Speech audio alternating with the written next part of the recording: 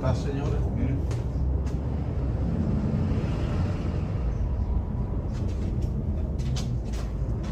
Esto se le toma la foto para mostrársela al cliente, señores, que no hay falla en cómo se está haciendo el trabajo. Así de que aquí no hay vuelta de hoja.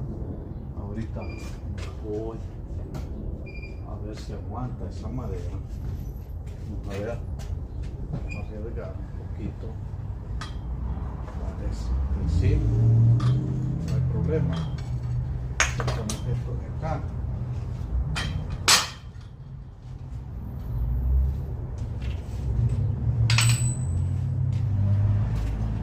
Y hacemos a un lado correcto.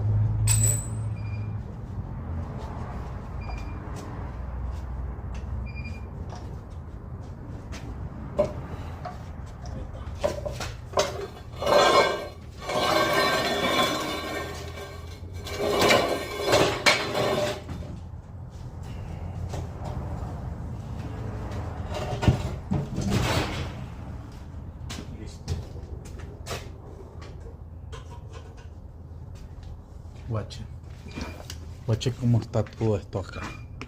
Miren, miren, miren, totalmente en el aire, señores. Miren, nada lo está sosteniendo acá. Lo único que lo está sosteniendo son las maderas de arriba. Y ahorita vamos a bajar lo que es la transmisión. Miren.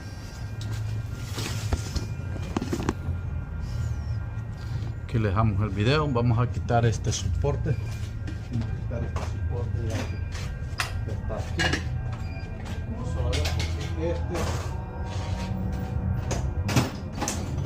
este nos va a hacer estorbo. Miren.